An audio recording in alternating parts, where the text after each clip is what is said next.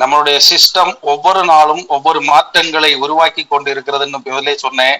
அது பாருங்க. இப்ப பாத்துங்க, இவர் வந்து என்னோட மருமகன் இதுல வந்து 200 ரிசீவ் பண்ணிட்டாரு, 400 ரிசீவ் பண்ணிட்டாரு. இங்க வந்து அக்செப்டடு 1000 8 பேர்ட்டு இருந்து வாங்கிட்டாரு. நல்லா புரிஞ்சுங்க, 1000 8 பேர்ட்டு இருந்தும் வாங்கிட்டாரு. 4000 அப்கிரேடும் பண்ணிட்டார். அங்க பாருங்க, 4000 அப்கிரேடும் பண்ணி விட்டார். இப்போ இவரு செய்ய வேண்டியது என்னன்னு பாத்தீங்கன்னா, team member cloning ID open பண்றேன். எந்த ஒரு ஐடி ஆனாலும் சரிதான், குளோனிங் ஐடி பாத்துக்குங்க, நல்லா பாத்துக்குங்க. குளோனிங் ஐடி 5வது ஐடி. 5வது ஐடி வந்து இவர் வந்து என்ன பாருங்க, பேசிக் சென்ஸ் பெண்டிங்ல இருக்கு. அவர் இன்னும் இந்த பணம் அனுப்பல. அதனால ஐடி என்ன பண்ணி வச்சிருக்காங்கன்னா, இப்போ அவரோட ஐடி பிளாக்ல இருக்கு. ஆனால் அவரோட ஐடி எப்பவும் போல ஓப்பன் ஆகும்.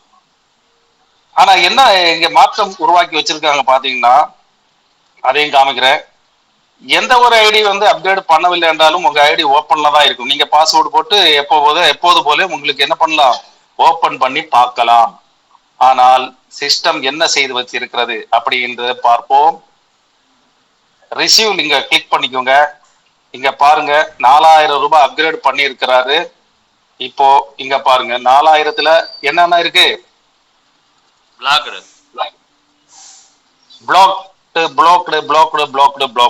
இப்படித்தான் இருக்கும். இனி வரக்கூடிய காலத்துல ஒவ்வொருத்தர் ஐடியும் இப்படிதான் இருக்கும்.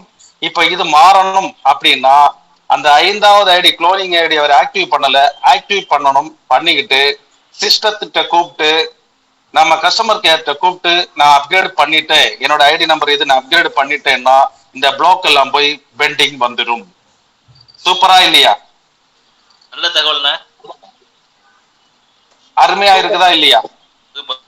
சூப்பரான தகவல்னா.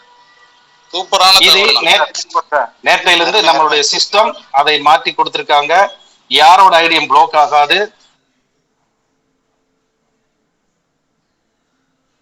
அது பண்ணி விட்டுட்டு நீங்க என்ன பண்ணணும், சிஸ்டத்துக்கு அறிவிப்பு கொடுத்தால் உங்களோட ஐடியில் இந்த பிளாக்டு மாறி பெண்டிங் அப்படின்னு வந்துடும். இது என்னோட தங்கையோட பையனோட ஐடி.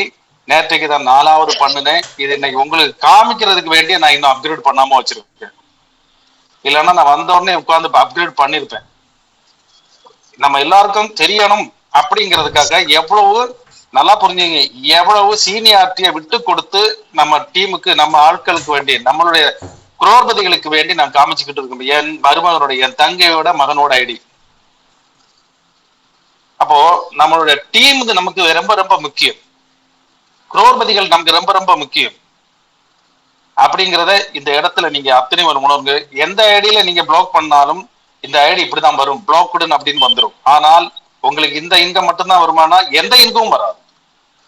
மேல வந்து எந்த இன்கம் வராது. ஏன்னா நீங்க வாங்க வேண்டிய இன்கம் இது எல்லாமே பிளாக்டுன்னு தான் இருக்கும். அப்ப நீங்க அப்கிரேட் பண்ணிட்டு சிஸ்டத்தை கூப்பிட்டு சொல்லிட்டீங்க அப்படின்னா, அது சொல்ல வேண்டிய நம்பர் 555,003.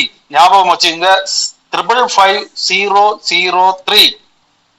அந்த மொபைல் நம்பர் உங்களுக்கு எல்லா புக்லெட்லயும் இருக்கும். 555,003 அந்த நம்பருக்கு மட்டும்தான் கூப்பிடணும். 2க்கு கூப்பிடப்படாது. மற்றுள்ள நம்பருக்கு நீங்க மெசேஜ் அனுப்பக்கூடாது. அந்த மாற்றங்கள் இனி பாத்தீங்கன்னா நம்ம சிஸ்டத்துல வருது. என்னன்னு பாத்தீங்கன்னா, என்ன கொரிக்கு எந்த நம்பர் கொடுத்துருக்காங்களோ அந்த கொரியில மட்டும்தான் நீங்க வந்து அதை நீங்க வந்து பாஸ் பண்ணணும். வேற எந்த ஒரு நம்பர்ல நீங்க பாஸ் பண்ணாலும் உங்களுக்கு கொரி எடுக்கப்பட மாட்டாது. இப்படி நிறைய மாற்றங்கள் உருவாக்கி கொண்டு நம்மளுடைய நிறுவன தலைவர் நிறைய விஷயங்களை நமக்கு வந்து எடுத்து கொடுக்க போறாங்க. அதாவது பாத்தீங்கன்னா, ஒரு கோஆபரேட்டிவ் கம்பெனியை விட, அதாவது நம்ம டிசிப்ளின் அப்படிங்கிற விஷயம் நமக்கு ரொம்ப ரொம்ப ரொம்ப ரொம்ப முக்கியம். எந்த கொரி, எந்த ஐடிக்கு எந்த நம்பருக்கு கூப்பிடணுமோ அந்த நம்பருக்கு மட்டும்தான் நீங்க கூப்பிடணும். அதே வேளையில 3க்கு கூப்பிட்டு சொல்லிக்கிட்டு அங்க ஒரு மெசேஜ் போட்டுக்கிட்டு 2 அதுக்கப்புறம் இருக்கக்கூடிய எல்லா நம்பர்லயும் ஒவ்வொருத்தரும் போட்டுக்கிட்டு இருக்கீங்க. இப்படி போட்டால் உங்களுடைய கொரி எப்போது உங்க நம்பர்ல இருந்து கொரி போனாலே பார்க்க மாட்டாங்க. ஆனா நான் பேசுற கேக்குதா? கேக்குதுண்ணா. அதனால தெளிவா இருங்க. உங்களுக்கு புக்லெட்ல இருக்கு. அந்த நம்பருக்கு எந்தெந்த நம்பர்ல எந்தெந்த குறையை அனுப்பணுமோ அதை மட்டும் உங்களுடைய குறைகளை அந்தந்த நம்பருக்கு மட்டும் அனுப்புனா போதும். அவங்க பார்த்து எல்லாமே கிளியர் பண்ணிடுவாங்க.